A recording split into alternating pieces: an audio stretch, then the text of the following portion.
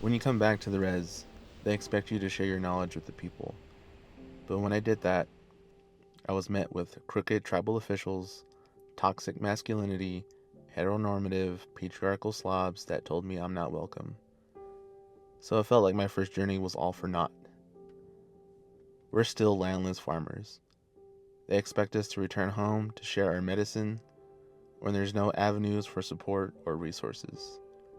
Colonization is still here in my villages.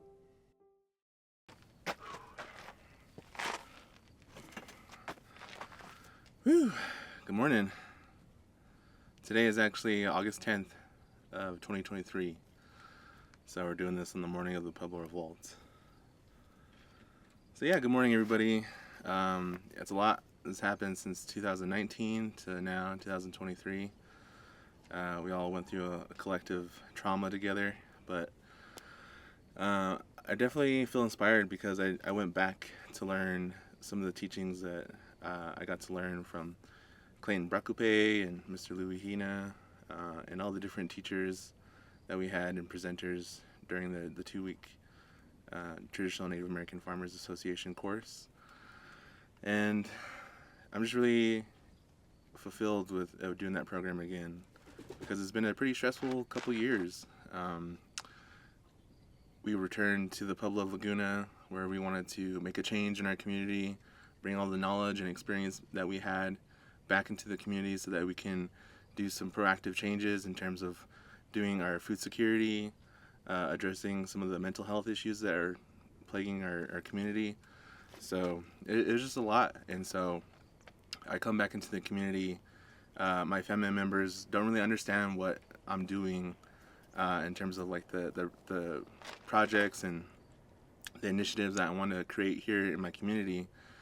And so a lot of times I didn't think I was working, or I didn't really think I was doing anything, because I was at this unoccupied family home. And so one jealous family member was just completely just blind rage of just like me occupying that space with my family. And so there was a certain point in time in the calendar where they had a bunch of family members during our cultural times, and then they called the cops on me to basically get out of the house or I'll be arrested.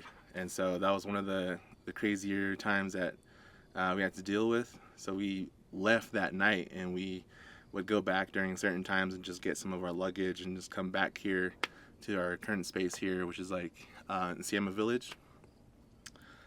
And so you can still see that we built this greenhouse. We're still growing stuff, and it's just been an intense journey that it kind of took us this long to kind of like we had to reset all over again, because we came out here, we went to Mesita Village, and we had to pretty much start from the bare minimum, blank slate, and then we got run out of the village pretty much, and so we had to start all over again. So all the different gardens and all the different stuff that we had around the house and the things that we're trying to improve, they just completely just like, what is this? And just got rid of it. So when you think of Native Americans or indigenous people, you think of sustainability, but some people are so far colonized that they don't recognize these concepts anymore. They don't understand the deep and reverent connections that it takes, the amount of time that it takes, and it's heartbreaking, because there are some of my family members, my community members too, but they're so colonized, and they're still in their alcohol, abusive ways, domestic violence, all these different cycles that I just got like pretty much re-triggered into that whole my childhood when I was living in Mesita Village. So I'm really glad to be out of that space. So that was a pretty crazy time. Well, I want to tell you how I keep going in terms of like this dream that I had, that I still feel is the most powerful dream I've had. And yeah, I want to tell you a bit about it because I think it's important to this whole story. So it was like around 2012, and one of my great-grandfathers had just passed away, and he was a pretty knowledgeable person in the Kiva, and all these different people came out to pay their final respects, and I attended like the wake, and we were guarding him all night. And one of the things that came out of that was I was back in Flagstaff, and I had a dream. I was like asking him for help. I was asking him for help and guidance in my whole new journey. And in my dream, there's like all this sandstone, like all this stone, or like these rock walls that are just like going straight up, and there's only like this one narrow pathway, so it's like really just like this, there's only one way you can go. And so there's this like the sound of like the bells and all these different sounds and things, smells even, that like are associated with some of our ceremonies and stuff, and so our figures and such. So I was like, oh man, I want to go watch them dance. I want to go give my offerings and stuff like that. I was like, I don't know where they're going. I don't know where. I don't like. It's not respectful to be in the line of the walking path of our different gatsunas. And so I was like, man, how do I do it? How do I get around? There's no way for me to like climb around. So that was like the struggle in the dream. But I was like so curious. I was like, I want to see where they're dancing. I want to see where they're going, because I want to, if they're dancing, I want to go, like I said, give my offerings. But it was this split decision where I had to make for myself, that I was like, well, you can either leave, go away, and not come back to that space, or go see where they're going, or just follow them. So I had to like step into their line, and as I was like walking with them to like their final place, I was like became a gatsuna. And that was like one of the crazier times that I've had a dream, because these are different elementals and different spirits that we have that have these different connections, associations with all within nature.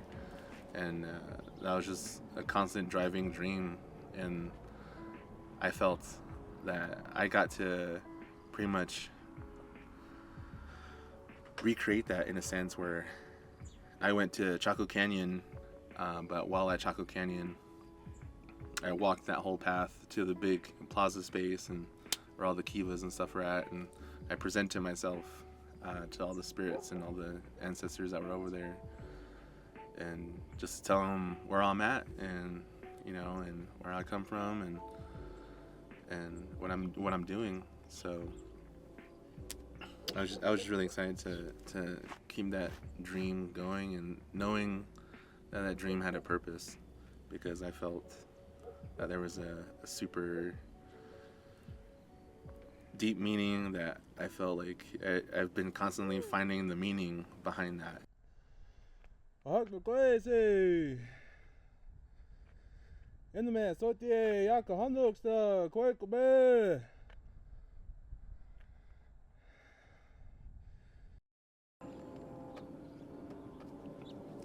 Okay, so enough of all the weird, sad, conflict, hardship stuff out of the way, because that happened, and that was sad, and you can pray for your enemy and all this other stuff, right? But I was just really, all this stuff was happening, so it's just kind of like all this stuff was happening, like in a bad way, like in this world, but like all these different chains and gears and cogs that were like in motion for my wife and I, that I just couldn't stop. I was just I gotta go with the flow with it. I was like, yo, I'm starting this business. I'm doing these projects. I'm doing all this work, and for me, it just kept rolling, whether or not like I was having a bad day or not. And it's just like these blessings continually kept coming up. So that was the whole reason why I was just like, I'm doing something right. So in that regard, there's all these different things that we all kind of did during the pandemic, and one of the programs that I applied and was very thankful and fortunate to get into is the James Beard Foundation. And there I did this program called the Legacy Network, and it was great meeting other BIPOC individuals who are doing awesome things in the hospitality industry.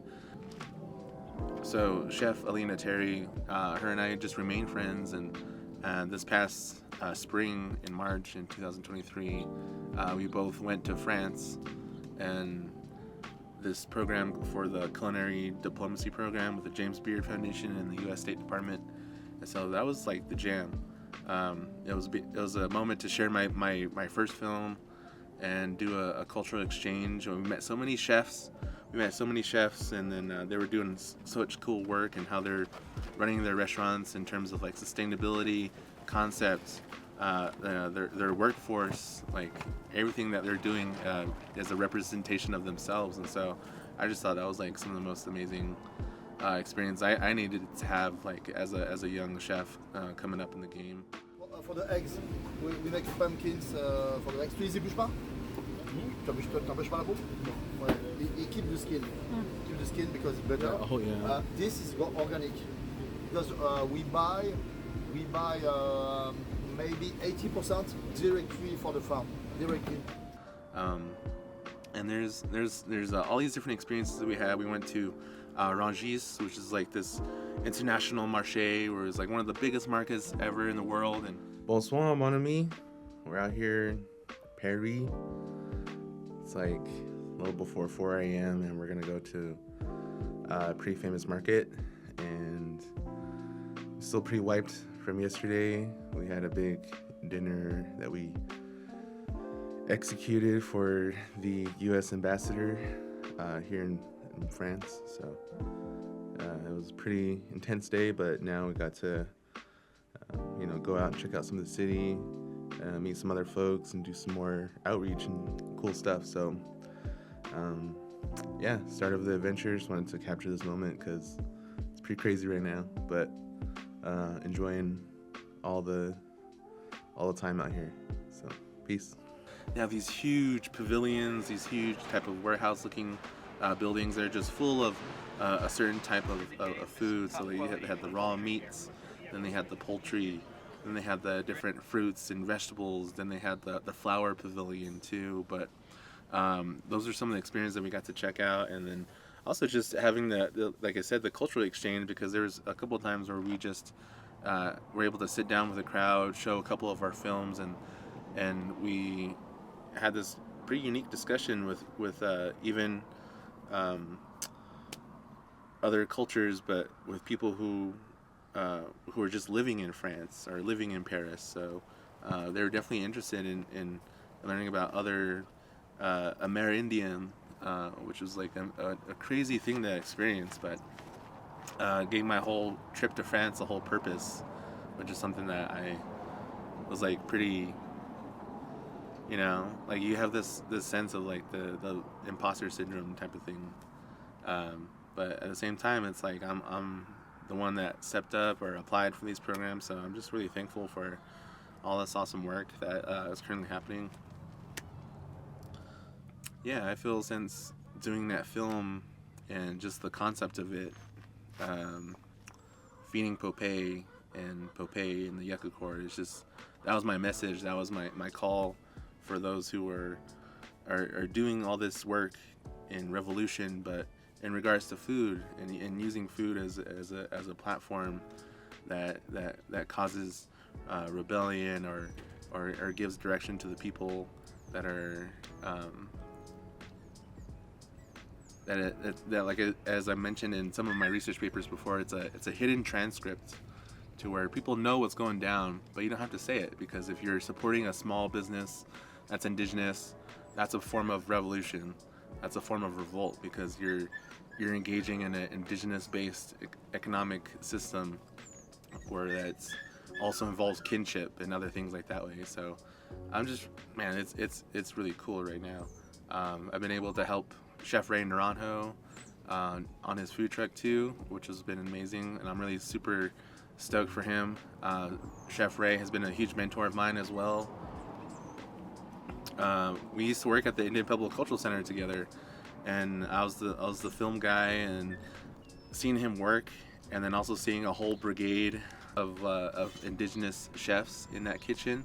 It was cool to see because yeah, I never seen that in my life because I always been in a kitchen where it was non-indigenous and you could just feel the whole vibe change where there was no stress, or a lot of times you see kitchens who are yelling at each other, and this time there's in this kitchen Chef Ray and all the crew and making sure the dishes are on time, the work is in motion, is in sync. So I'm very proud of that guy. And then there's just all the other work I've been able to help support as well, like the Pueblo Action Alliance, Traditional Native American Farmers Association. So my work is like, it's an opportunity to help engage with the groups and folks, but it allows me to learn too and how I can support.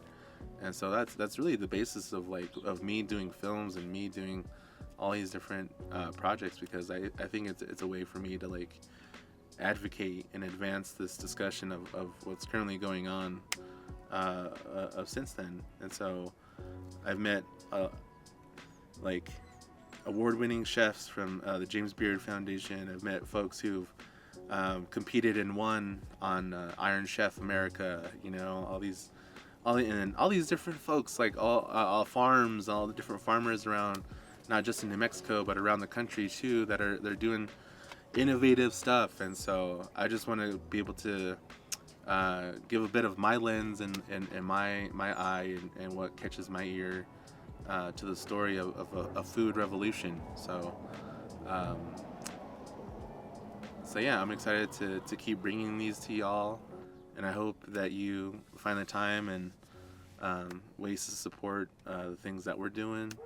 And I'm really looking forward to the next couple years, because it's been crazy right now that I've been operating so fast that you hardly get time to kind of sit down and enjoy the small moments too. But I'm trying, and but I'm really excited to keep this food revolution going. And here we are on Pueblo Revolt Day of August 10th, 2023. So coming at you from the greenhouse, and yeah, let's keep doing the work. Peace.